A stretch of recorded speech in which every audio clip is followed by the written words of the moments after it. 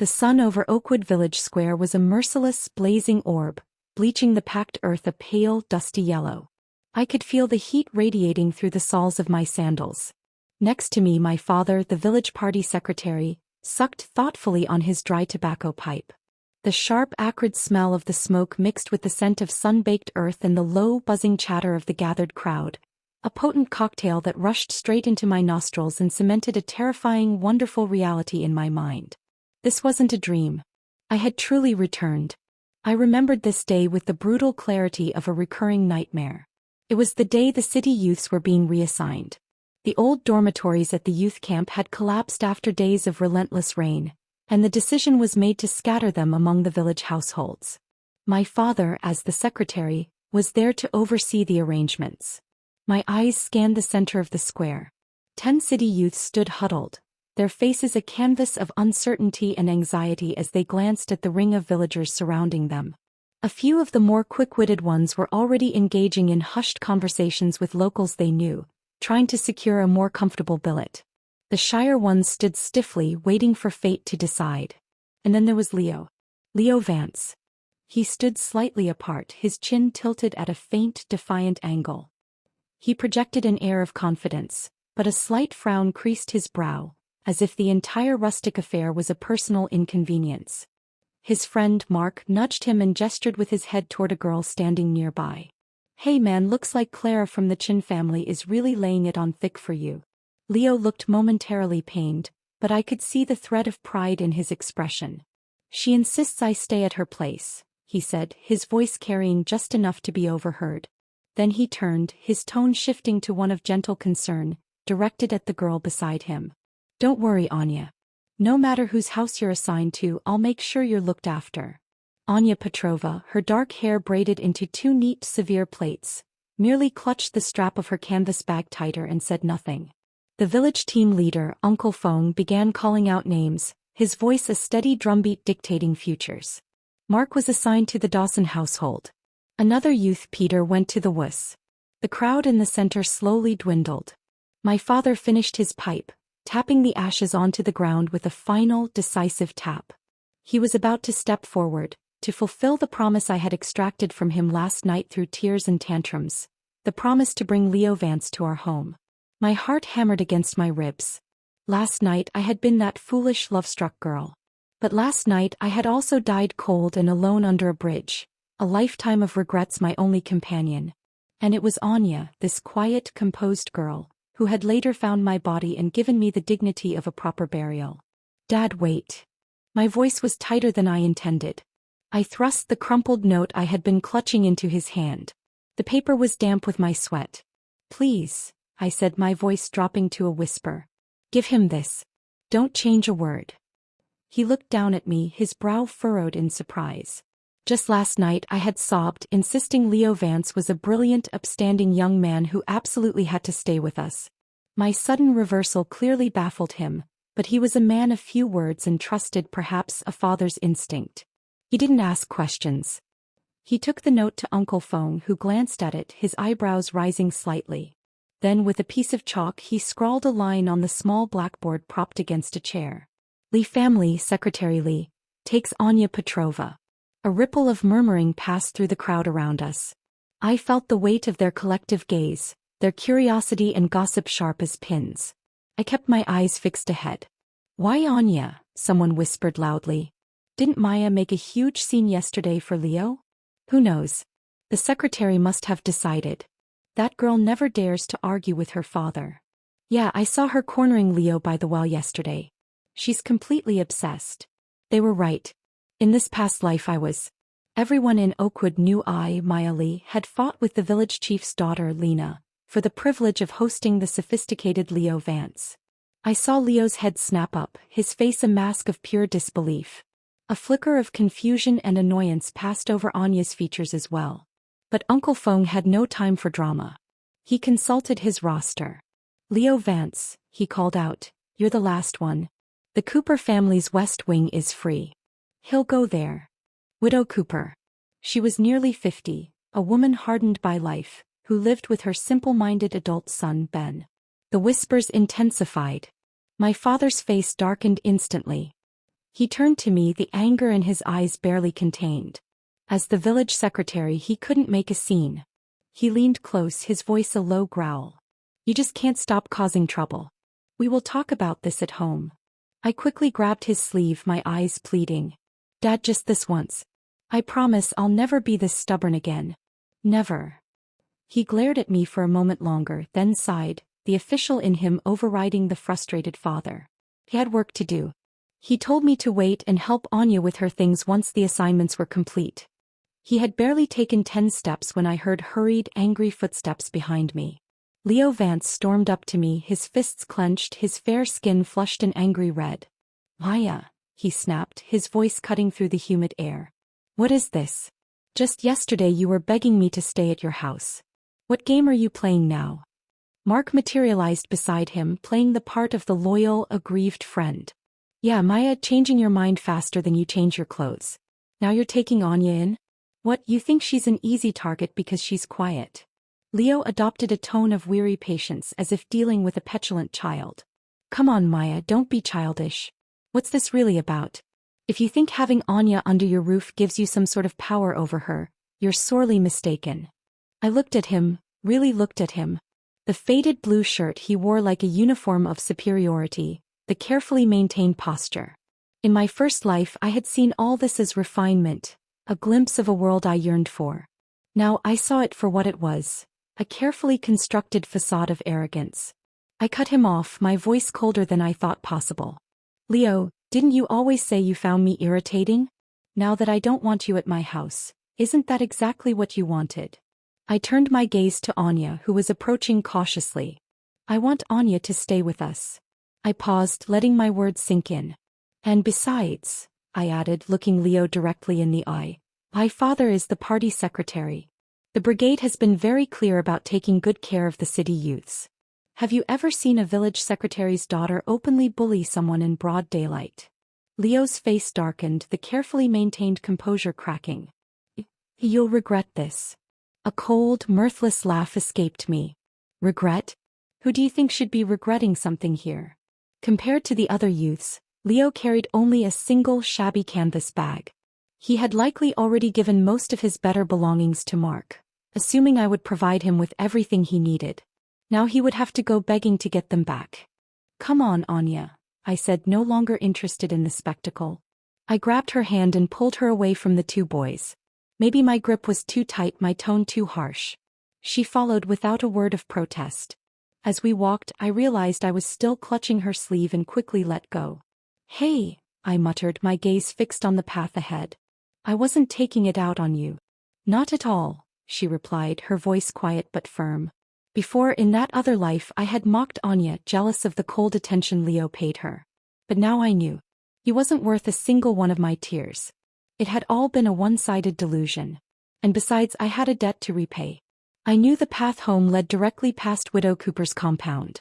The mud brick house was as dilapidated as I remembered, the outer plaster flaking off like scabs. A pile of half-charred firewood lay in one corner of the dusty yard. As we approached the rickety wooden gate, a scruffy young man squatting on the doorstep looked up. It was Ben, Widow Cooper's son. The moment he saw us, his face split into a wide, vacant grin. New wife, he mumbled. We ignored him and quickened our pace.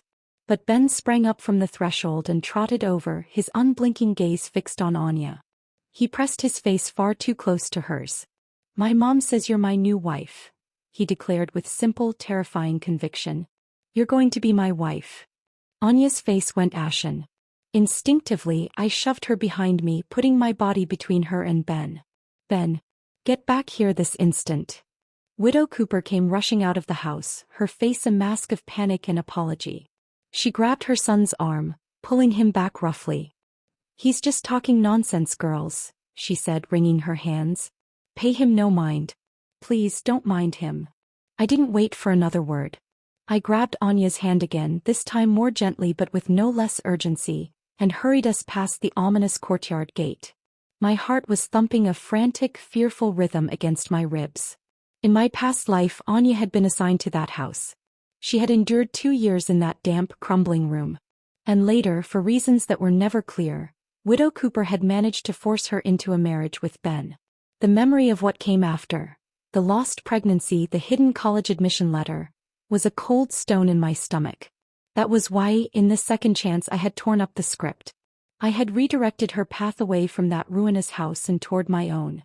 I had spent last night cleaning the west wing of our house from top to bottom.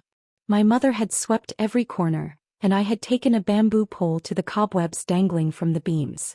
Knowing Leo might come, I had, in a fit of pathetic hope, even picked wildflowers and placed them in a ceramic bowl on the small table, something I'd heard educated people found charming. It was the same room. In my first life, the moment Leo had stepped inside, his face had never lost its look of faint disgust. "This is your spare room?" he had asked, one eyebrow arched. "The tool sheds in the city are brighter than this." He had never let me forget it, his constant subtle reminders making me feel that my family, my home, my very world were inadequate. But now Anya Petrova stood at the doorway. She blinked, her eyes taking in the clean-swept floor, the simple bed, the sun streaming through the small window. A small, genuine smile touched her lips. "Thank you, Maya," she said, her voice soft but clear. "This room is spacious and clean. I really like it. Thank you and your whole family." This was the second time she had voluntarily spoken to me today. To be honest, in my previous life I hadn't liked her. I'd found her reserved nature aloof and arrogant. Now, standing face to face with her, I felt a deep, awkward shame. I hadn't even finished middle school, while she could read books in Russian. I quickly hardened my expression, deliberately making my tone stern. "Now that you're moving in, there are rules. Meals are at set times. You wash your own clothes. And no reading out loud in the yard, you'll disturb the neighbors." I didn't dare look at her reaction. I spun on my heel and walked out, my heart a confused tumult of guilt, relief, and a fierce, protective resolve. I had saved her. Now I had to figure out how to save myself. I didn't wait for a response from Anya. I fled the room, my cheeks burning with a confusing mix of embarrassment and defiance. Why had I spoken to her so harshly? It was as if the ghost of my old, bitter self had momentarily taken control of my tongue, trying to push away the very person I had fought to protect. I found my mother in the kitchen, kneading dough for the evening's noodles. She looked up, her eyes full of unasked questions. "Well," was all she said. "She's settling in," I mumbled, grabbing a knife to start chopping the scallions on the table. "The West Wing." My mother nodded slowly, her strong, capable hands never pausing their work. "Anya Petrova. She seems a quiet one. Better than that other one you were crying over." She shot me a sidelong glance. "Your father is perplexed." Before I could reply, the subject of her statement arrived. My father walked through the door, carrying a sack of rice and a smaller bag of flour, the rations the village had allocated for the city youth under our care. He deposited them with a soft thud and turned his gaze on me. It was a look I knew well, the stern party secretary evaluating a puzzling situation. "Girl," he began, his voice low and serious. "What is going on in that head of yours? Last night, you were on your knees, swearing that Leo Vance was a modern-day scholar and that our family's honor depended on hosting him. Now you've done a complete about-face. Explain." My mother paused her kneading, her attention fully on us now. I took a deep breath. This was the first test. I had to make them believe me. "Dad," I said, meeting his eyes squarely. "I was blind. I see clearly now. Leo Vance he's really nothing special. Just a boy with an inflated sense of his own importance." My father stared at me for a long, silent moment, his expression unreadable. "A sudden realization," he stated, not a question. "Truthfully," I pressed on, weaving a thread of truth into the lie, "I'd started to see he wasn't a dependable person. Even if he stayed here, he wouldn't have brought any peace to our home. Only trouble." During dinner, perhaps to properly welcome Anya, my mother had killed our plumpest hen. The rich, savory smell of the stew filled the house.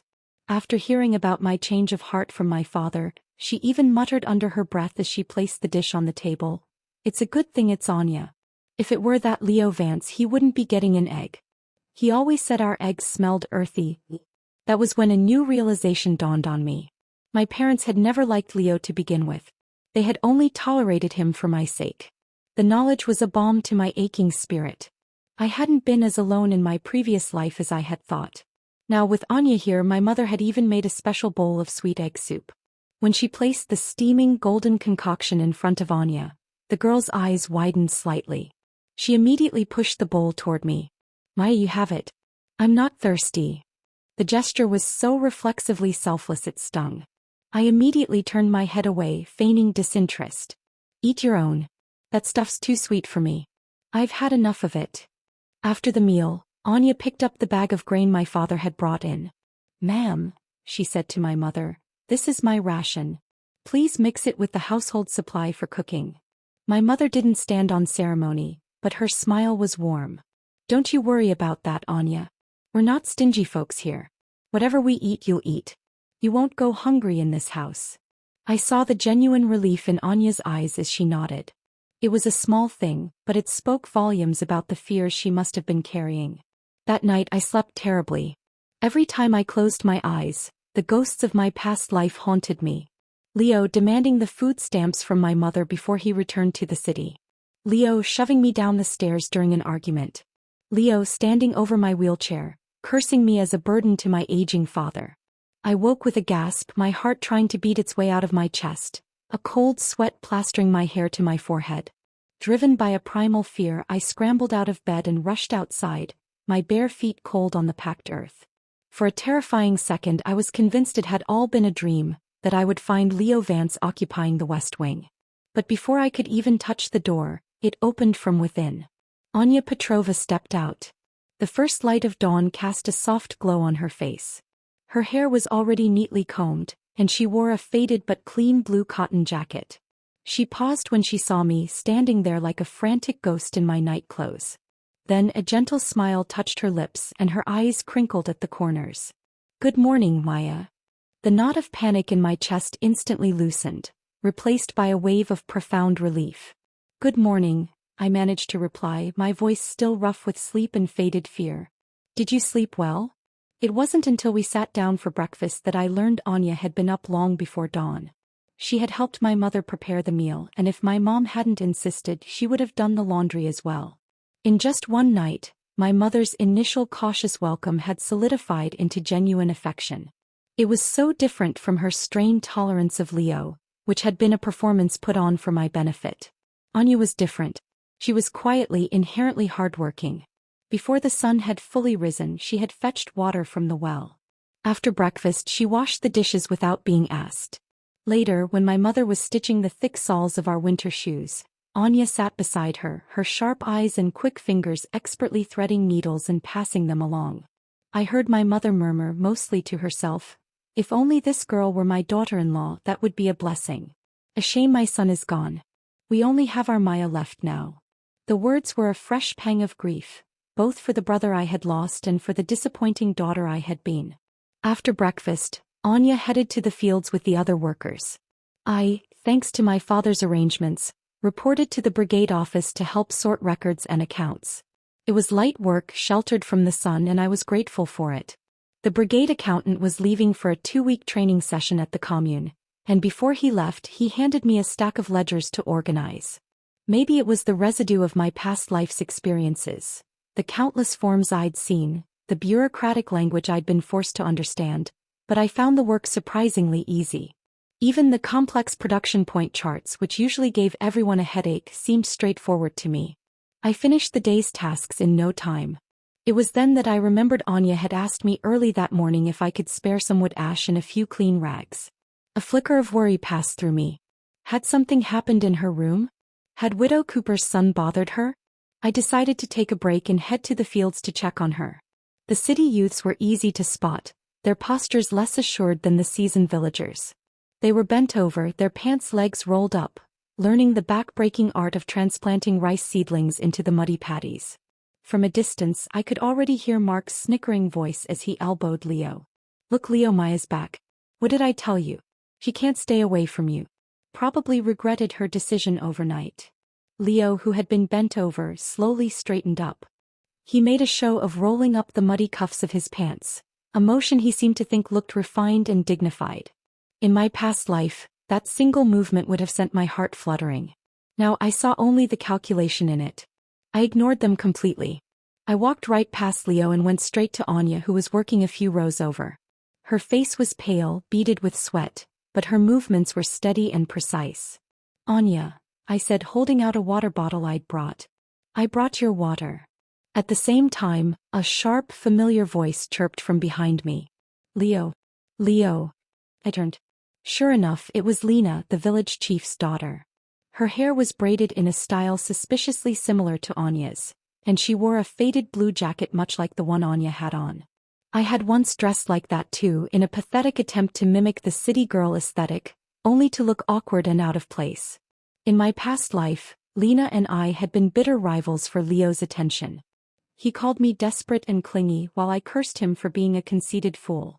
We'd nearly tipped each other's washing basins into the river during one memorable confrontation. Now, Lena must have heard that Leo had been assigned to Widow Cooper's, and she glared at me with pure, unadulterated hostility before running straight to him. "Leo, our east wing is empty. It's clean and bright. You should come stay at our house instead," she declared, her voice ringing with confidence. Leo didn't answer her directly. Instead, he glanced sideways at me, a smug look in his eyes, probably thinking I had followed Lena here just to stir up jealousy. Mark chuckled beside him. "Wow, Leo, you've still got it. Maya's barely gone and now Lena's chasing after you." Lena blushed but stood her ground. "I'm being serious. Our place is much better than Widow Cooper's, and my mom makes the best fried flatbreads in the village." Leo gave her a warm, polite smile, the one he reserved for public consumption. "Lena, you really don't have to," he said, his voice dripping with a performative sense of duty. He raised his voice slightly, ensuring the other workers could hear. "Housing assignments for the city youths are made by the brigade. As members of the youth support program, we have to follow orders and obey instructions." He said the words, but his eyes were still drifting toward Lena's face, clearly waiting for her to insist to fight for him. Lena, however, didn't seem to pick up on his subtle cues. She just stared up at him with a look of pure, unvarnished admiration. "But you're a scholar. You hold a pen, not a hoe. You shouldn't be doing this kind of rough labor bent over in the mud all day." She lowered her voice conspiratorially. "I already told my dad you should be working in the brigade storehouse doing the accounts. It's much easier work." The words were a chilling echo of my own from a lifetime ago. I had said the exact same thing to my father. As she spoke, Anya was quietly working next to Leo. The sun was high now and sweat soaked his forehead, his hair sticking to his skin in damp strands. But Anya's hands never paused, moving with a steady, practiced rhythm, her planting technique already more uniform than some of the older villagers.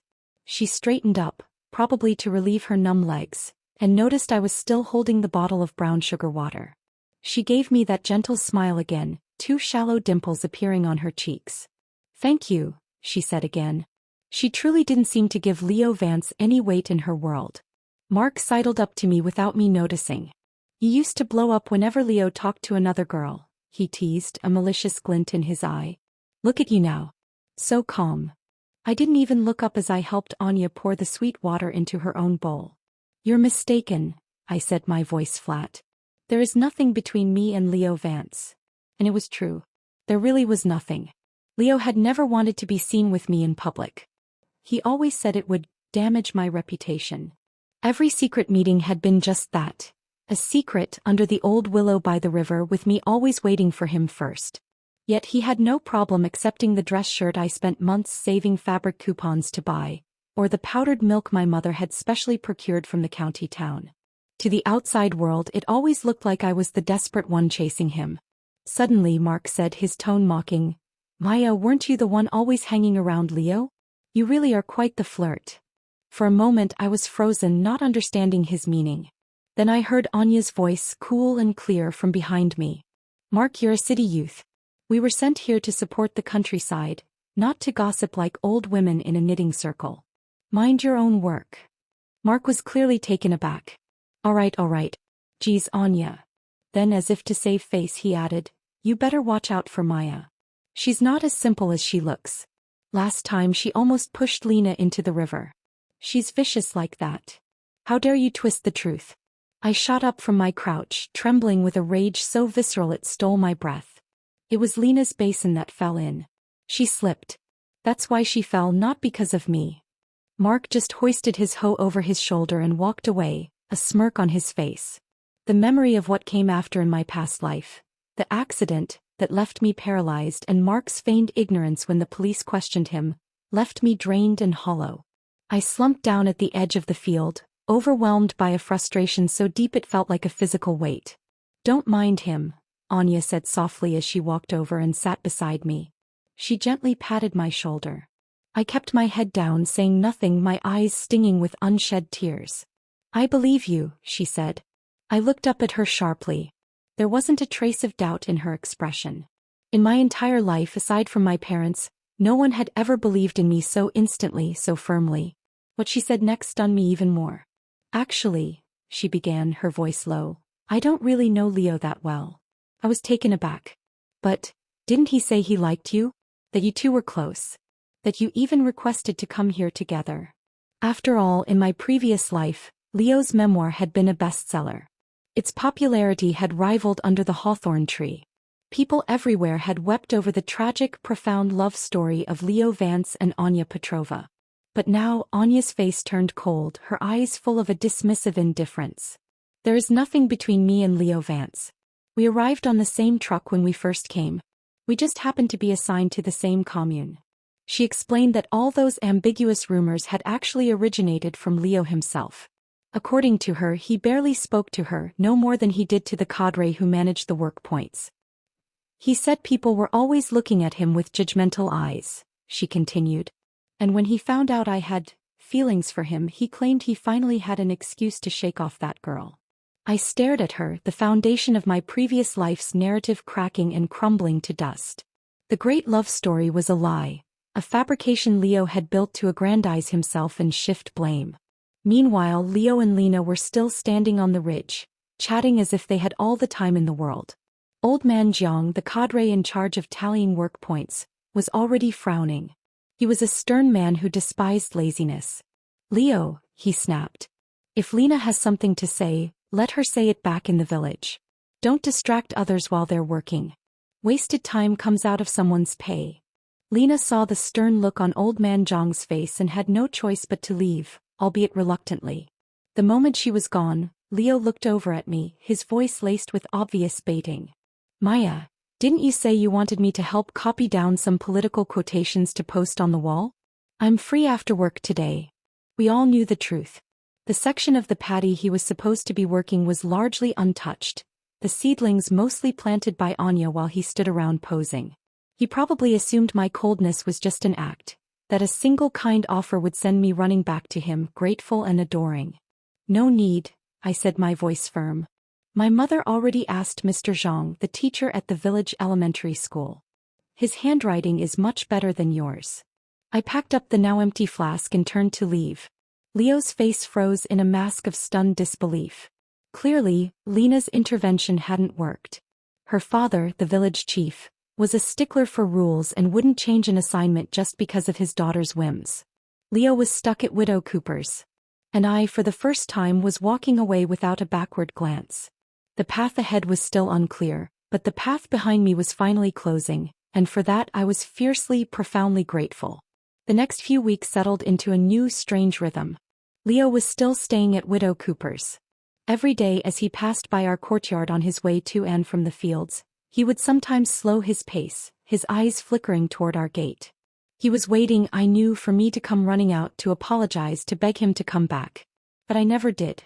He probably hadn't yet experienced the full, grinding misery of life under Widow Cooper's roof.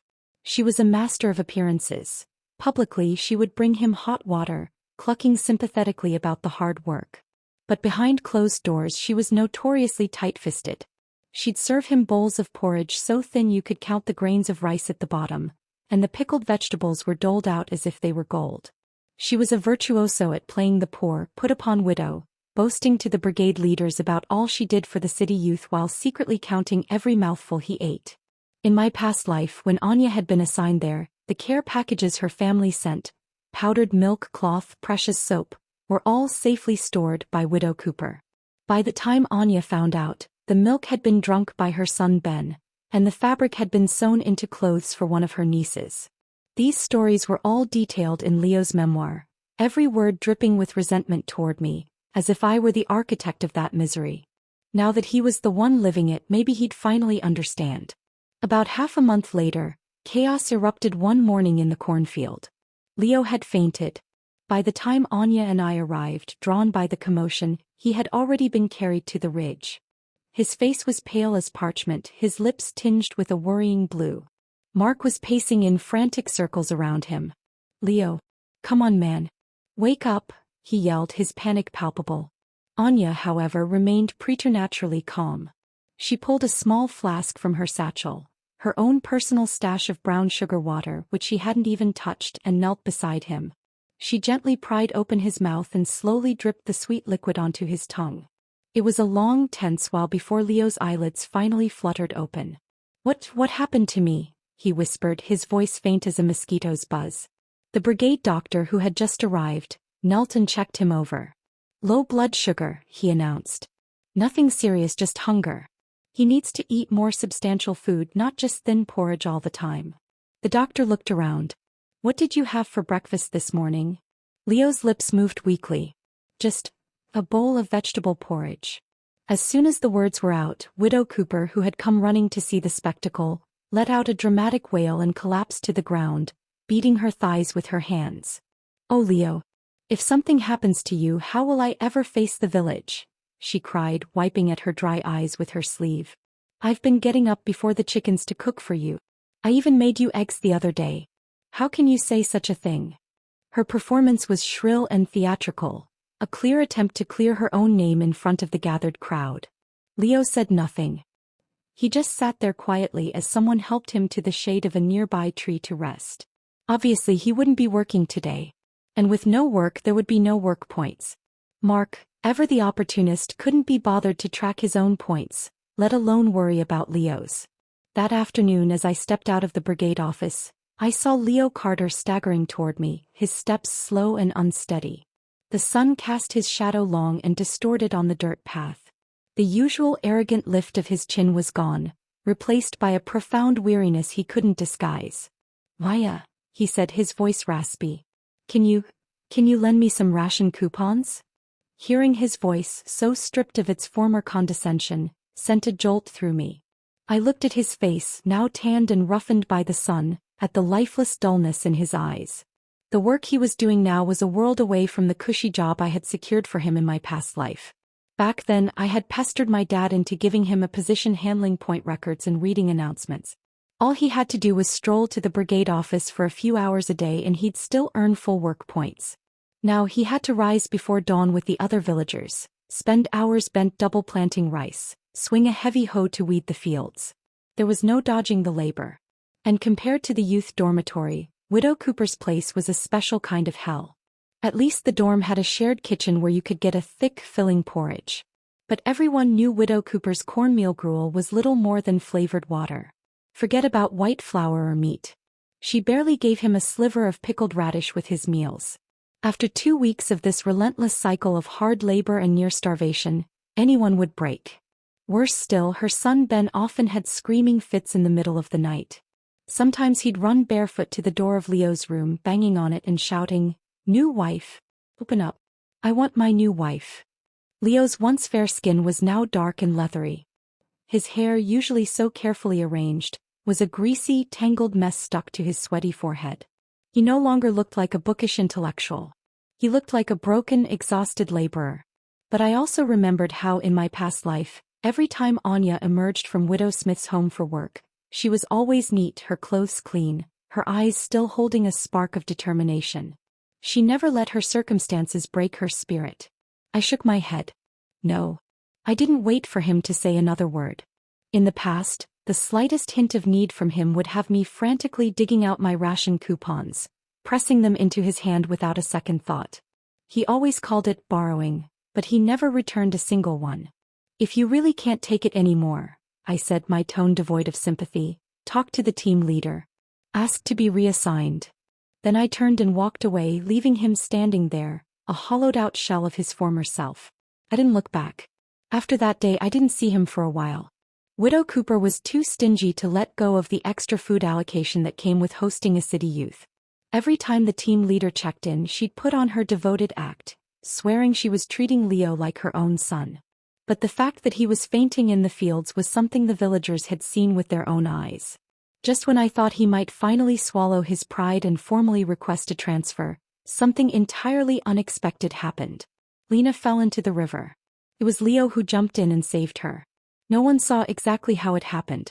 The story that spread was that Leo, despite his own weakened state, had heroically plunged into the water and dragged a struggling Lena to safety.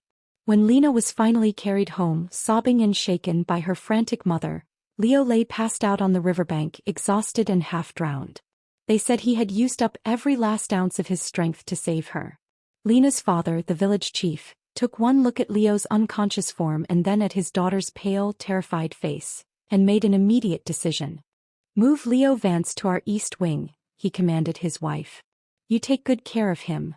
Just like that, Leo was officially extracted from Widow Cooper's clutches and installed in the comfortable, well-provisioned home of the village chief. Later, as I was walking home from the brigade office, I happened to run into Lena's mother carrying a basket laden with brown sugar and eggs. When she saw me, she didn't hesitate to start talking, her voice brimming with newfound admiration for her future son-in-law. "If it weren't for Leo, our Lena might be dead," she declared. "He's such a good boy. So honest. He risked his own life for her. He needs to be well-fed now. He needs to be taken care of." Mark came over and leaned close to me, waggling his eyebrows. "See? Leo's still got his moves. Not only does he get a better house, he gets to eat white flour buns every day now." I didn't answer him. I just kept thinking about the pathetic, desperate figure Leo had cut when he begged me for ration coupons. Was that whole fainting spell just an act?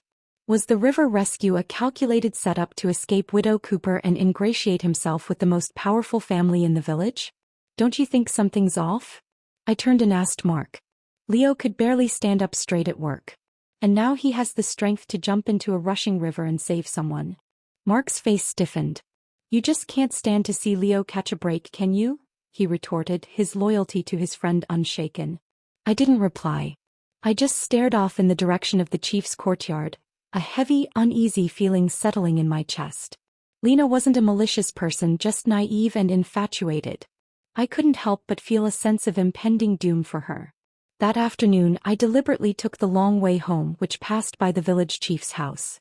I saw Leo sitting on a stone bench in the spacious courtyard, basking in the sun like a contented cat. Lena stood beside him, handing him a cup of water, her expression one of pure adoration. After a while, Leo got up and went inside, presumably to rest. When I pushed open the gate and stepped into the courtyard, Lena looked over. The smile on her face faded, replaced by a defensive coolness. "What are you doing here?" she asked. I met her gaze squarely. "Did you do it on purpose?" asked my voice low.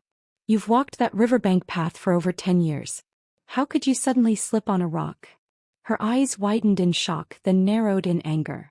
"What are you talking about?" "Leo Vance isn't a good person," I said, the words tumbling out. "He's using this opportunity. He's using you to get out of Widow Cooper's house and into a life of ease." At that, Lena slammed the enamel mug she was holding down onto the stone table with a sharp clang. "So what if that's what he wanted? I let him. Even if he planned it, what does it matter?"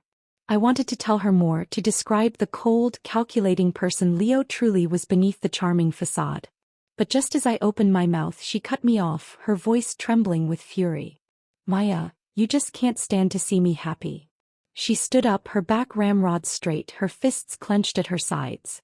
"When you were chasing after Leo, you glared daggers at me for just talking to him. Now that he's staying at my house, you show up just to trash talk him. Stop being so petty." The look in her eyes, a mix of conviction and wounded pride, stunned me into silence.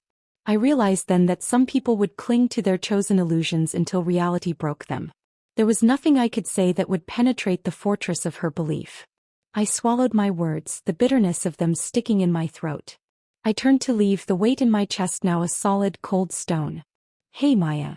Lena's voice stopped me at the gate. She crossed her arms. "Leo lives at my house now. My dad is the village chief. If Leo tries anything shady, my dad won't let him off easy. And neither will my brothers." I didn't respond. I just walked out, the image of her defiant, lovesick face burned into my mind. She believed she held the power, that her family's position would keep him in check. She had no idea what kind of man she was inviting into her life, what depths of resentment and ambition lay behind Leo's carefully constructed mask. When I got home, Anya noticed my grim expression immediately. She was mending a tear in one of my work shirts, her needle moving in and out with precise, efficient stitches. "Did something happen?" she asked, her voice calm. Our relationship had been neutral lately. We coexisted peacefully under the same roof, but we hadn't spoken much about the Leo situation. Now, after hesitating for a long moment, the words spilled out. "What if," I began, my voice tight, "what if Leo and Lena really end up together?" The thought felt like a betrayal, not of Lena but of some fundamental sense of justice. Lena might be impulsive and spoiled, but she wasn't evil. Tying her life to Leo's felt like sentencing her to a future of manipulation and unhappiness. Anya didn't stop her mending, but her voice was soft and measured. "Everyone makes their own choices, Maya. That's their decision. It has nothing to do with you. But it does have something to do with me." I suddenly broke down, the emotions of the day overwhelming me. Sobs racked my body. "Anya, if I hadn't changed my mind, Leo would be staying at our house right now. That means you would have been the one assigned to Widow Cooper's place. And you would have had such a hard time." Anya froze, the needle pausing in midair. Finally, I had given voice to the secret burden I had been carrying from my past life. "I'm sorry, Anya," I whispered, the apology meant for 2 lifetimes. But she shook her head, her expression not one of forgiveness, but of simple, stark clarity. "You're wrong, Maya," she said firmly. She looked up, her gaze direct and unwavering. "You didn't do anything to hurt me. You don't owe me an apology." Her words were so different from the narrative Leo had always spun, the one that echoed in my mind. "If it weren't for you, Maya, Anya wouldn't have suffered so much." "This is my life," Anya said, her voice gaining a steely edge. She set the mending aside and turned fully to face me, her eyes so bright and clear they seemed to catch the last of the afternoon light. "It was the brigade leader's decision to assign me to Widow Cooper's house. And even if living there had been terrible, I wouldn't have given up. I would have earned my work points, found a way to study, and waited for a chance to return to the city. I wouldn't just sit around waiting for someone to throw me a lifeline." "But Leo said," I blurted out, catching myself just in time. I had nearly revealed the knowledge from my past life, from his own self-aggrandizing memoir. "Leo Carter only ever thinks about himself," Anya continued, her tone laced with a disdain I had never heard from her before. "Even if you hadn't changed your mind and he'd stayed at your house, seeing me go to Widow Cooper's wouldn't have moved him one bit. He complains non-stop when he's uncomfortable. Do you really think he'd care about someone else's suffering?" Her words hit me with the force of a thunderclap. I thought back to everything from my past life. He was right. If Leo had truly cared for Anya, why had he never lifted a finger to help her when she was suffering? Why had he enjoyed the comfort I provided while she endured hardship just a few houses away? It turned out I didn't have to carry the weight of someone else's fate. The guilt I had been shouldering wasn't mine to bear. Anya looked at me, and in her eyes was a clarity so sharp it cut through all the fog and confusion in my mind. "Just like I'm living here now," she said. "You gave me a chance, and I'll walk the rest of the path on my own." Everything in her words, everything between the lines, was full of a profound and well-earned disdain for Leo Carter. In his memoir from my past life, he had claimed that he and Anya Petrova had once shared a deep, mutual affection. But maybe that was all just in his head. Leo was the type of person who loved glorifying himself. When life didn't go his way, he prettied up the past to make himself look better. No one should take a personal memoir like that at face value. That conversation with Anya was a key turning a lock deep inside me. A window I hadn't known was shut swung wide open, letting in a clean, sharp breeze of liberation. The ghost of my past was finally, truly, beginning to loosen its grip. The conversation with Anya opened something inside me, like a locked window swinging wide to let in fresh, clean air. The oppressive guilt I'd carried since my return began to dissipate, replaced by a fragile but growing sense of agency. My life was my own to build, not a penance for past mistakes.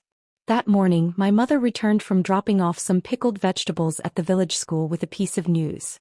"Old Mr. Zhang's wife is pregnant," she announced, brushing flour from her hands.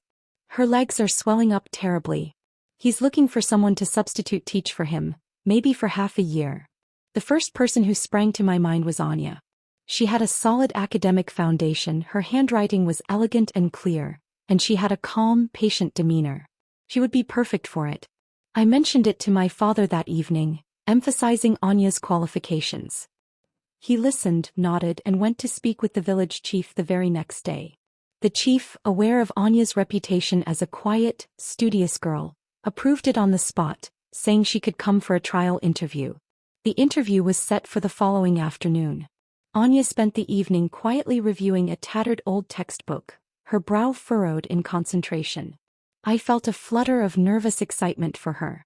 This was a way out of the back-breaking labor in the fields, a chance to use her mind. On the day of the interview, I walked with her to the schoolhouse, waiting outside under the shade of a large elm tree. It felt like an eternity before she emerged, but when she did, the small, genuine smile on her face told me everything. Both the chief and Mr. Zhang were pleased, she said, her eyes shining with a quiet joy I'd rarely seen in her. You're hired, they said. I start in a few days. I felt a surge of triumph so sharp it was almost painful. This was right. This was how things were supposed to be. But today, when I accompanied Anya to the brigade office to collect her teaching materials, we had barely reached the doorway when we heard Lena's voice, bright and chirping from inside. And there was Leo. He was wearing a brand new blue khaki jacket, the cuffs sharply pressed. He had regained that confident, almost smug glow he always wore when he felt he was in a position of advantage. He looked like a completely different person from the gaunt, desperate figure who had begged me for ration coupons.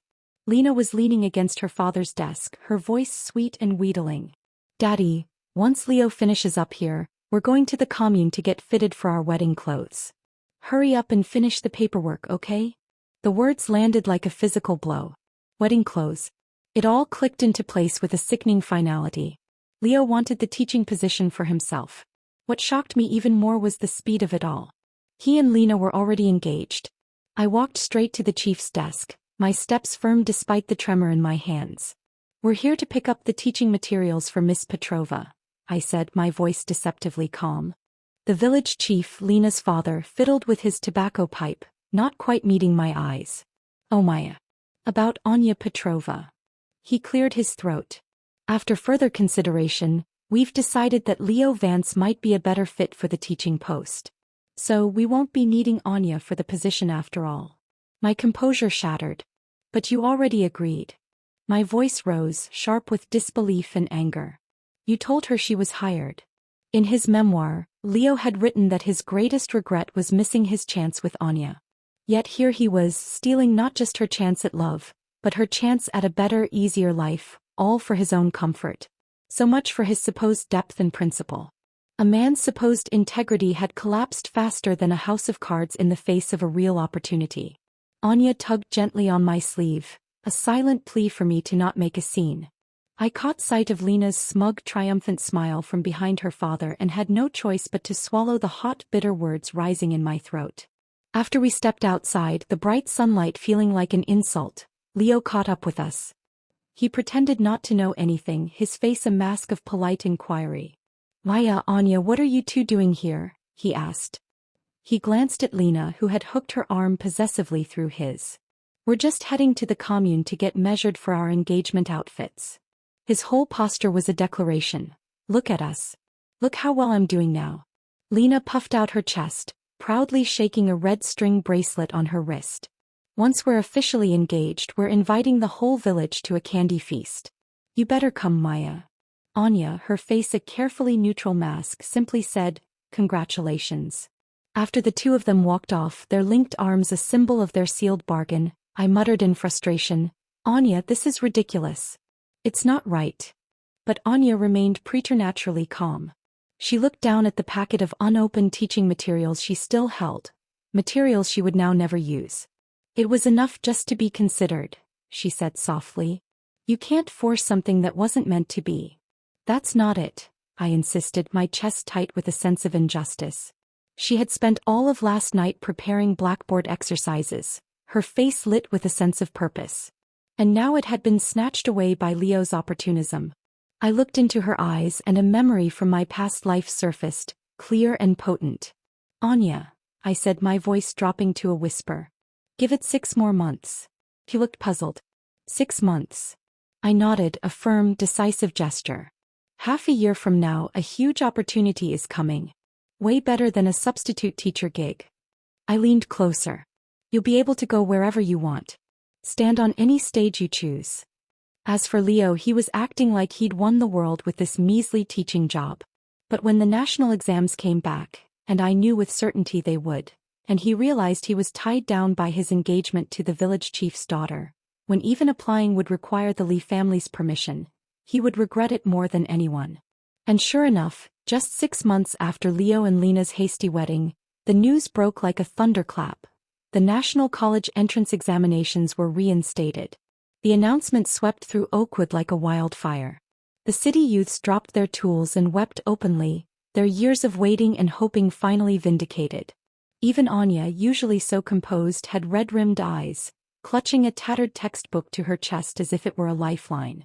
She had never stopped studying in secret, never given up on the dream of returning to her education. This was the chance they had all been clinging to for years. When my parents heard the news, they stayed up half the night, rummaging through every trunk and drawer in the house. They pulled out all the old books they had kept, relics from my brother's brief schooling and a few of my own forgotten primers. The next day, my father even asked a cousin who was going to the county market to buy whatever usable prep books he could find. The moment they brought the books home, my mother shoved the whole stack into Anya's hands. "Anya, don't you go to the fields anymore," she said, her voice firm. "Starting today, you just stay home and study. Maya will handle the chores." I quickly emptied my old wooden chest, using it as a makeshift desk for her in the West Wing. But when I brought the box of books over, Anya looked up at me, her expression serious. "Maya," she said, "don't just help me. Let's study together." I froze, my hand still on the box. I pointed at my own chest, incredulous. "Me? You think I can go to college?" The idea was ludicrous. I had never even finished middle school. Just recognizing all the characters on a page felt like a monumental task. The dream of sitting for a college entrance exam had never once crossed my mind in this life. In my last life, I'd only signed up for literacy classes to stay close to Leo, a pathetic attempt to bridge the gap I felt between us. He had tutored me for 2 days before his patience snapped. "You're so stupid," he had sneered. "Even a pig learns faster. Forget it, Maya. Just leave this to me. Once I get into college, you'll live the good life with me. You don't need to learn anything." I scratched my head, a wave of insecurity washing over me. "I'm too old for this, aren't I? I probably can't do it." Anya looked at me, her gaze steady and unwavering. "Why not?" she countered. "Didn't the team leader say you're quick and organized? You've been great with all the accounting work at the brigade office." She tapped the cover of a math primer. "This isn't so different. It's just logic and practice." I was about to shake my head again, to retreat into the familiar comfort of low expectations, when my mother walked in with a freshly boiled egg, a rare treat. "Give it a shot, sweetie," she said, placing the egg in my hand. Its warmth was a small, solid comfort. "No one in our family has ever gone to college. If both of you make it, I'll go burn incense at the ancestral shrine myself." Her words, simple and heartfelt, made my heart pound against my ribs. My brother had passed away young and I was their only remaining child. When Leo had received his admission letter in my last life, it was under the guise of being my fiancé. My parents had been overjoyed, whispering about burning incense for our ancestors. Then he took the letter and returned to the city alone, their hopes turning to dust. If I could earn that letter myself with my own name on it, even if it wasn't from a top-tier university, it would be a triumph. It would be something I had done for myself and for them. So, for the next 40 days I plunged into a world of equations, classical literature and political theory. I studied with Anya, my initial awkwardness slowly giving way to a dogged determination. Even in my dreams, I was reciting historical timelines and solving algebra problems. Anya was a patient, brilliant teacher, breaking down complex concepts into manageable pieces. For the first time, I wasn't learning to impress someone or to close a perceived gap.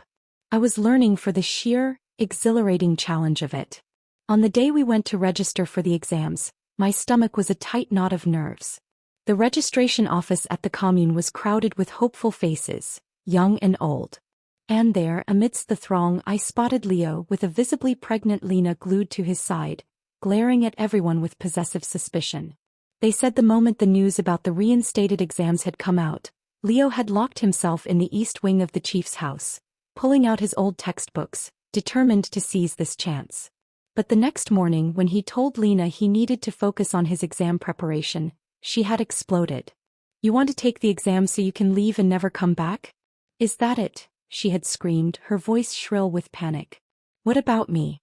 What about our baby?" Leo had tried to reason with her. "If I get into college, I can give you and the baby a better life. I can't stay in this village forever, bending over in the mud." "Well, I want to stay in this village," Lena had shouted back. The argument had grown so loud that half the village had heard it. The village chief had to step in.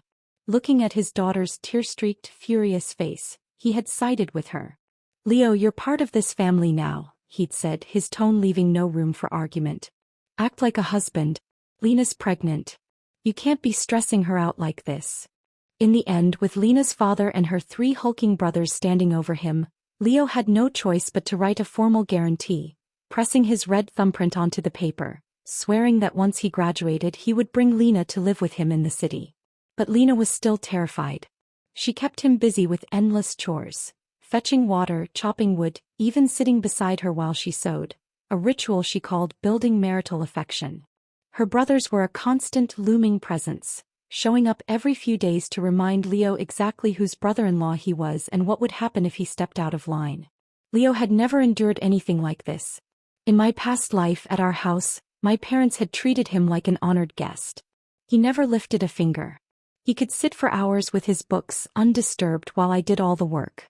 Now if he wanted to crack open a textbook he had to wait until Lena was napping, sneaking a few pages in like a thief, the threat of her wrath hanging over him.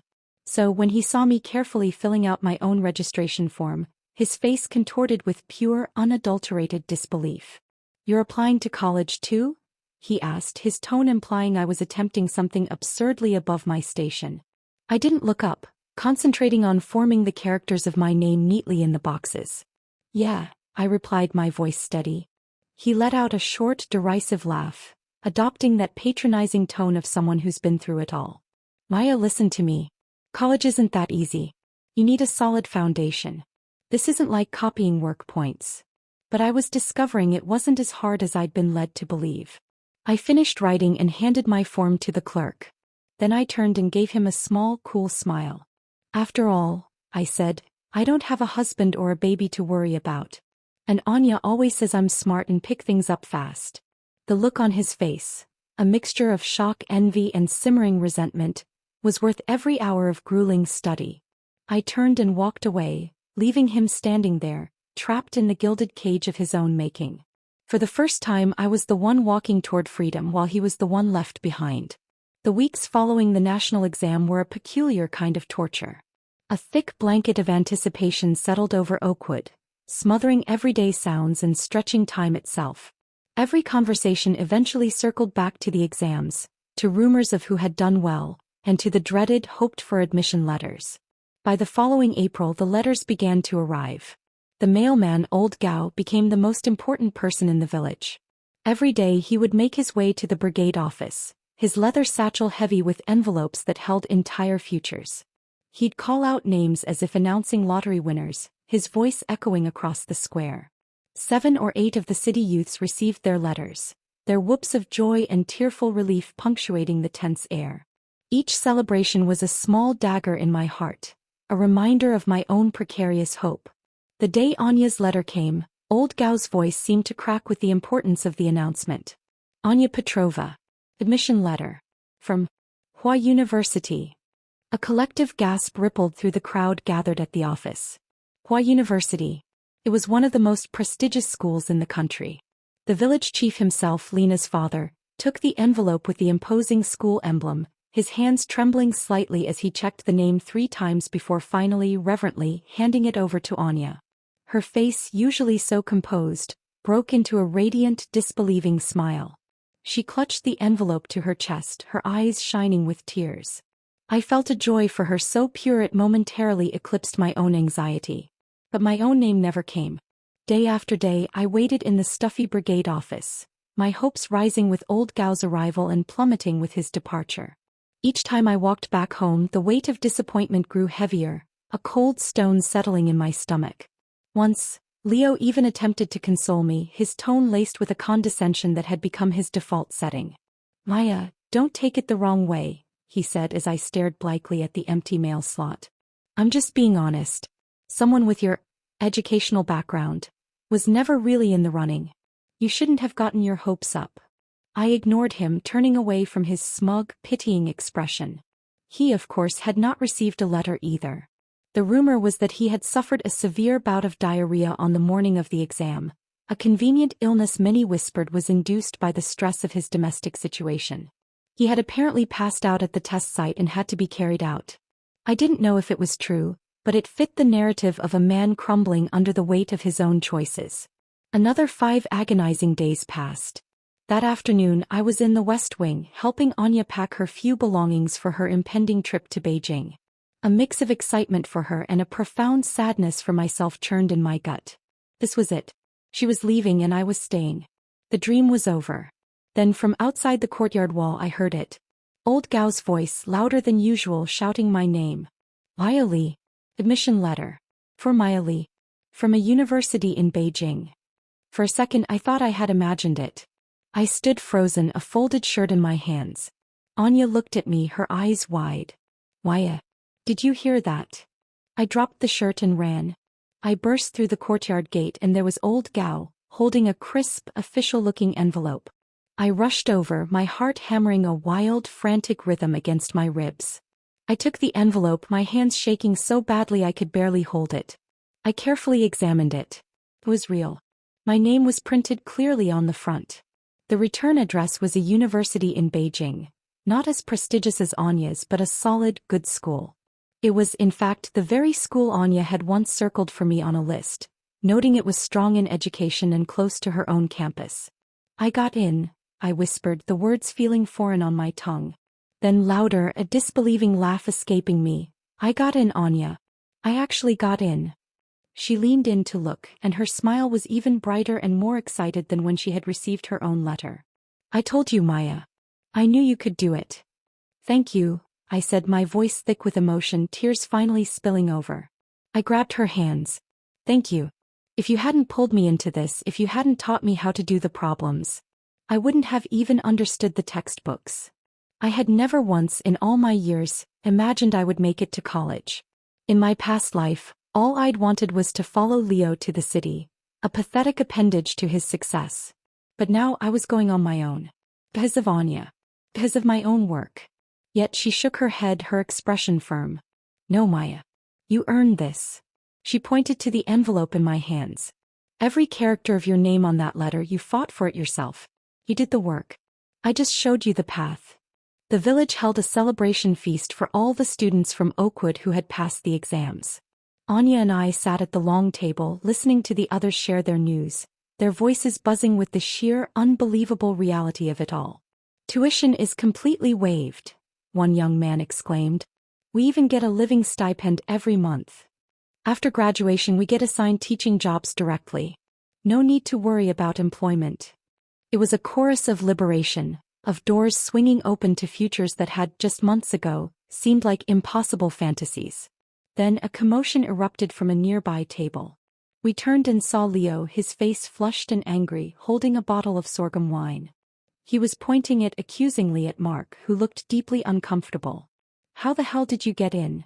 Leo slurred, his voice loud and belligerent. "Mark, you couldn't even do basic trigonometry back in the day. This isn't right. This can't be right." Mark's expression was a mixture of pity and embarrassment. "Leo, man, what are you even saying? I was the top of my class."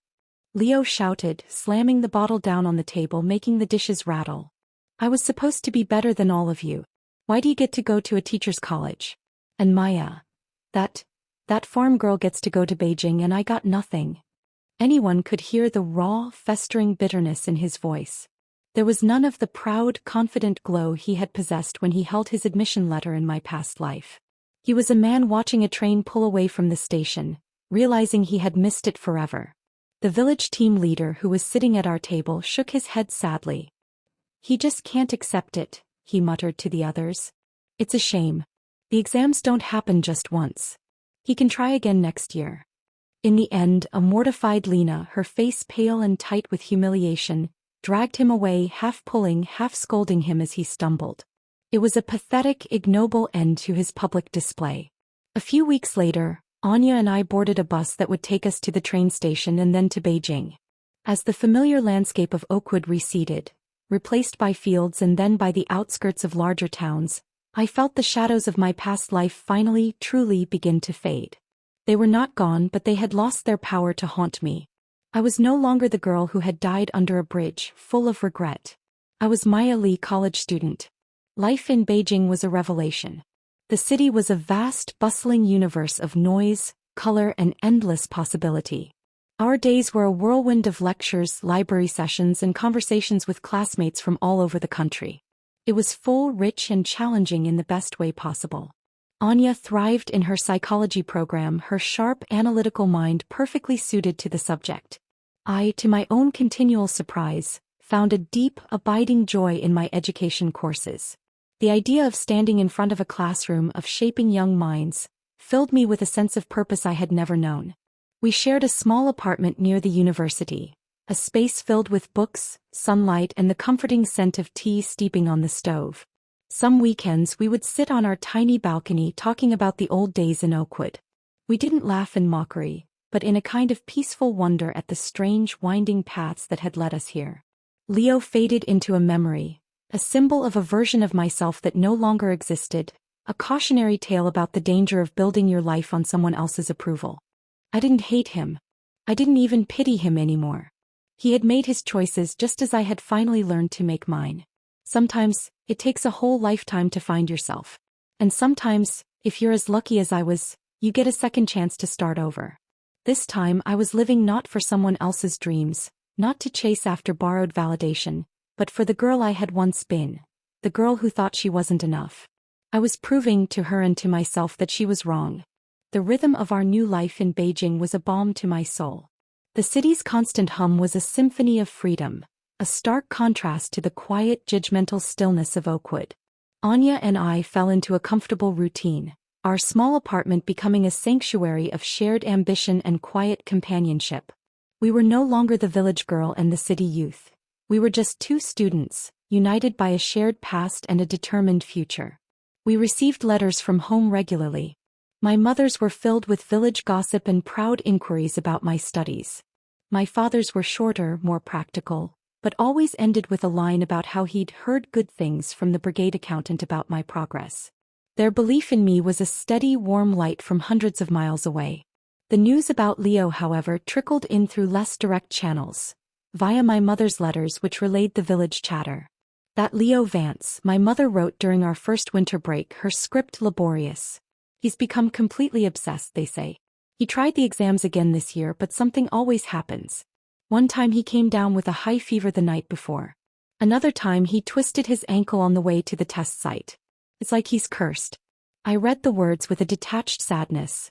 It wasn't a curse. It was the manifestation of a pressure cooker of resentment and domestic strife. He was a man trying to run with chains around his ankles. The following summer the news was more dramatic. "You won't believe it," my mother's letter began. "Leo actually scored quite well this time. Everyone was sure he'd get in. An admission letter arrived at the commune post office for him. But it never made it to Oakwood. It turned out the letter had been intercepted by Lena's oldest brother. The Sue family, terrified that a successful Leo would abandon Lena and their now toddler son, had decided to take matters into their own hands. By the time Leo found out weeks later through a friend at the commune, it was too late. The registration period had passed. According to my mother, Leo had confronted the chief, a furious, desperate scene. But with Lena's 3 brothers standing behind their father, their arms crossed, what could he do?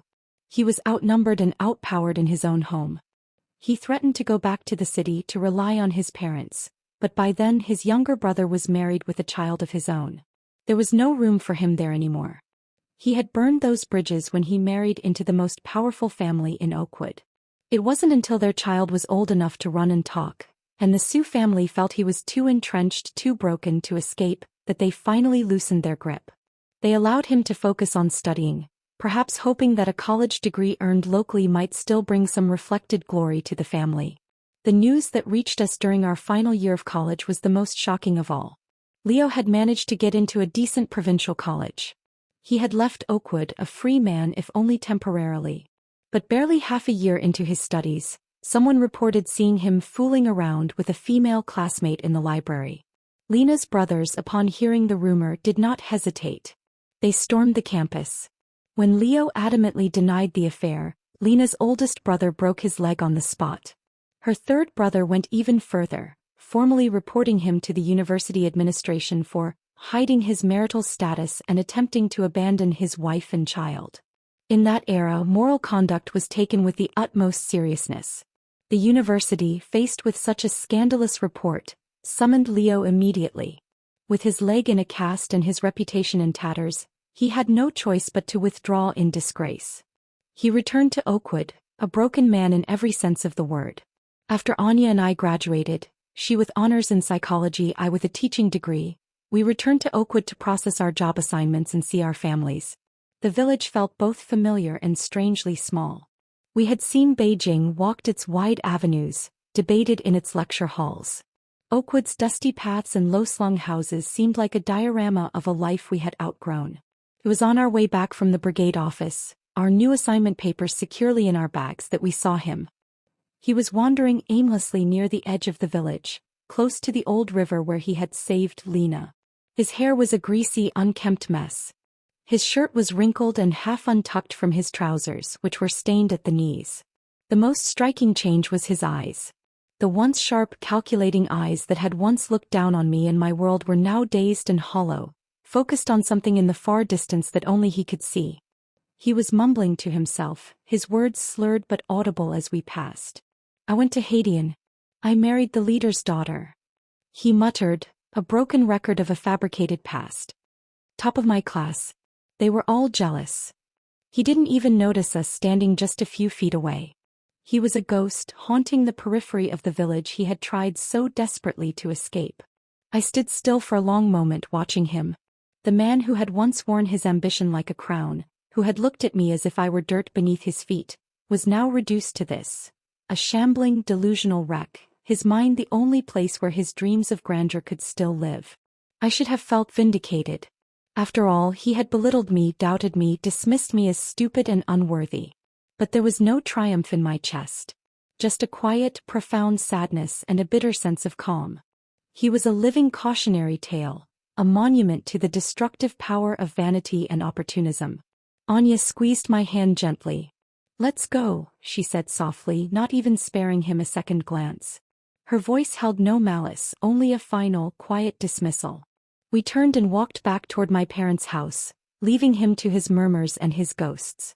The late afternoon sun cast long shadows behind us, stretching toward the future we were about to step into, a future we had built with our own hands. Back in the city, life moved forward, relentless and full of promise. Anya quickly established herself in her field, her intelligence and empathy making her a natural psychologist. I found my place in a bustling secondary school, standing in front of a classroom of bright, curious faces. The fear that I wasn't smart enough, that I didn't belong, had been replaced by a hard-won confidence.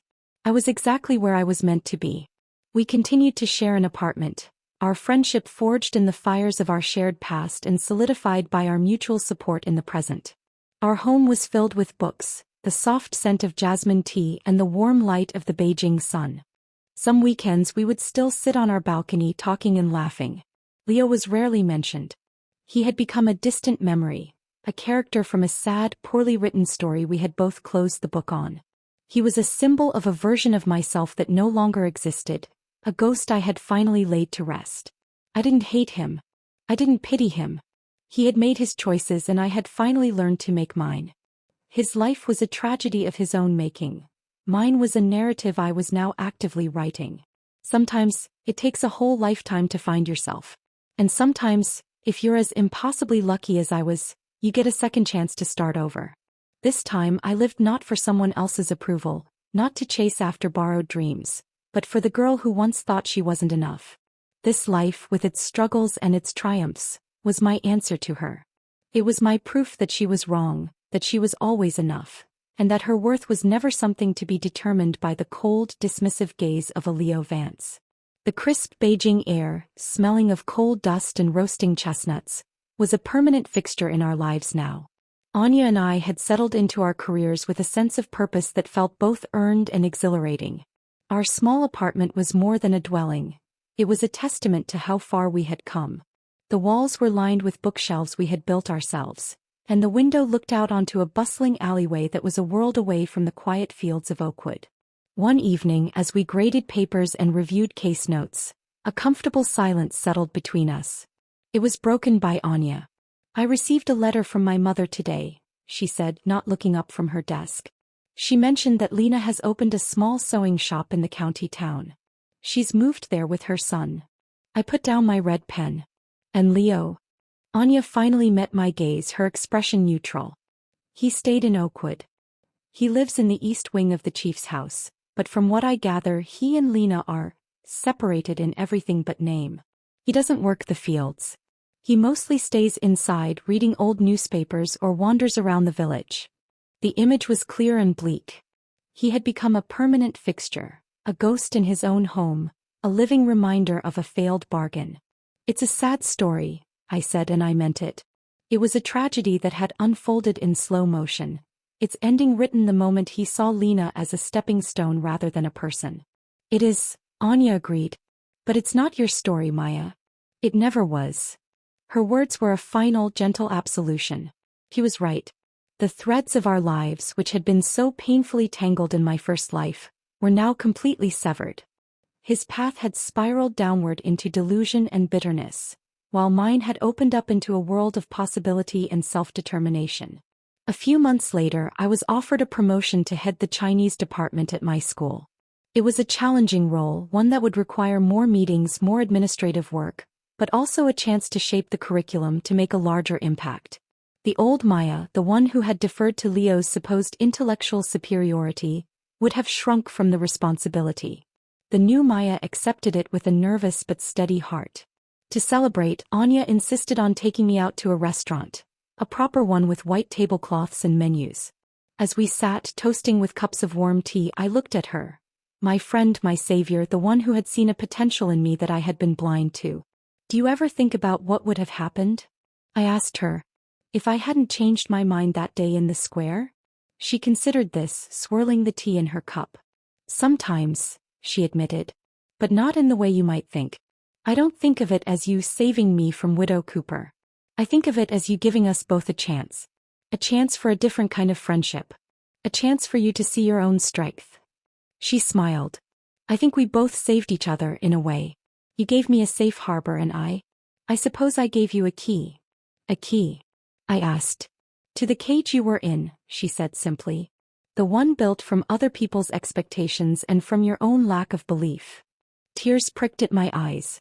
She had put into words the transformation I had felt but had never been able to articulate.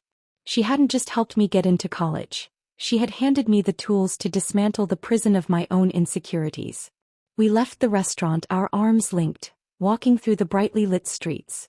The city pulsed around us, a giant living entity that had embraced us as its own. I thought of the village square, the scorching sun, the smell of my father's tobacco, and the desperate, foolish girl I had been. She felt like a character from a book I had read long ago, her pain real but distant. The echoes of that past life were faint now, like far-off thunder after a storm has passed. They no longer had the power to shake me. The ending of that story had been written in loneliness and regret. The ending of this one was still being written with every lesson I taught, every quiet evening with Anya, every letter from my proud parents. Leo Vance was a closed chapter, a sad footnote in the history of a village I rarely thought of anymore. His misery was his own, a consequence of his choices, just as my contentment was the fruit of mine. I had learned that happiness isn't something that happens to you when you finally win someone's approval. It's something you build brick by brick with your own two hands from the materials of self-respect, hard work, and the love of those who see you for who you truly are. As we turned the corner onto our street, I felt a profound sense of peace. The journey had been long and painful, but I had reached the shore. I was home in every sense of the word. The years folded into one another with the gentle rhythm of a life well lived. My role as head of the Chinese department was demanding, but it filled me with a deep sense of accomplishment. I took pride in mentoring young teachers, in introducing new books to the curriculum, in seeing the spark of understanding ignite in a student's eyes. This was my stage, and I stood on it with a confidence that had once been unimaginable. Anya's career flourished similarly. She became a respected figure in her clinic, known for her keen insight and compassionate approach. We still shared an apartment, a partnership of convenience that had deepened into a sisterhood. Our home was a constant, a place of quiet industry, shared meals, and easy silence. We visited Oakwood occasionally for holidays or family milestones. The village seemed to shrink with each visit, its dramas feeling smaller, more contained. My parents aged gracefully, their pride in me a tangible force that filled their small house. They never spoke of Leo, and I never asked. On one such visit, a few years after we'd established ourselves in the city, my mother pulled me aside while we were shelling peas on the doorstep. "I saw him the other day," she said quietly, not looking at me. "Leo. In the general store. He was buying a bottle of liquor. He didn't recognize me." She shook her head, a sigh escaping her lips. "He looks much older than his years. The light's gone out of him completely." I nodded, a pang of that now familiar, detached sadness touching my heart. "It's a shame," I said, and it was.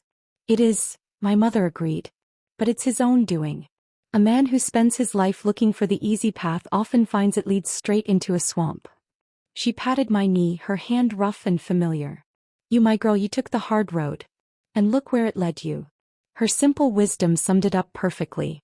Leo had sought leverage, comfort, and a way to bypass struggle. In doing so, he had trapped himself.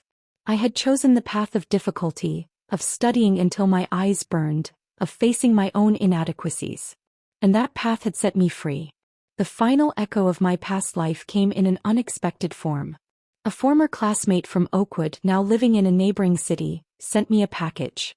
Inside was a book, a recently published memoir. The author's name was Leo Vance. My heart gave a single hard thud. With trembling hands I opened it. The cover blurb promised, a poignant tale of lost love and rural hardship during a transformative era. I skimmed through it that evening, sitting in my Beijing apartment with Anya reading across from me. It was just as I remembered from my first life, a masterwork of self-aggrandizement and rewritten history. He painted himself as a tragic intellectual, a sensitive soul crushed by the harsh realities of the countryside. He spoke of a deep, profound love with a fellow city youth, a girl named Anya, a love that was tragically thwarted by circumstances and the manipulations of a jealous, unnamed local girl. He wrote poetically of stolen glances and unspoken understandings, of a connection so pure it was destroyed by the crude world around them. He depicted his marriage to Lena as a desperate act of survival, a prison he was forced into. There was no mention of intercepted letters, of broken legs, of his own opportunism. In his narrative, he was the perpetual victim, noble and misunderstood. I closed the book and looked over at Anya. She had been watching me, her expression unreadable. "Did you read it?" I asked. "Parts of it," she said. "Enough. What do you think?" She considered for a moment. "I think," she said slowly, "that some people cannot bear the weight of their own truth. So they build a prettier, sadder story to live inside. It's a shelter, but a very fragile one." She gestured to the book in my hands. "That isn't what happened. That's just a ghost he's feeding." I threw the book into the recycling bin the next day. It was the final act of letting go. His narrative, the one that had once defined my own sense of failure and guilt, held no power over me anymore. It was a fiction. My life was the fact. Many more years passed. Anya eventually married a gentle, soft-spoken historian, and they moved into an apartment across the city. We remained the closest of friends. I never married, a choice that surprised my parents at first, but which they came to accept. I had my work, my friends, my independence. I had a life that was full and complete on its own terms. On my 50th birthday, my school threw a small party for me. As I stood at the podium looking out at the faces of my colleagues and students, past and present, I was struck by a wave of profound gratitude. I thought of the scorching village square, of the smell of my father's pipe, of the crumpled note in my hand. I thought of the desperate heartsick girl I had been, and the long, difficult road that had led me here. I hadn't just been given a second chance at life. I had been given a chance to understand what life was truly about. It wasn't about winning someone's love or approval. It wasn't about escaping your circumstances through someone else's coattails. It was about the quiet dignity of hard work. It was about the transformative power of a true friend. It was about finding your own voice and having the courage to use it. Leo Vance had died a few years prior. I'd heard from my mother. A quiet, unremarked death. He had spent his final years as a recluse, a phantom in the village he had tried to conquer. His story was a tragedy, but it was not mine. My story was one of redemption, not through the love of a man, but through the love of my own potential. It was the story of a girl who learned to stop chasing borrowed dreams and to start building her own. As I looked out at the applauding crowd, I smiled. The girl under the bridge was just a memory now, a poignant reminder of a path not taken. The woman on the stage was living proof that it is never too late to start over, to learn, to grow, and to become the author of your own beautiful life. The end.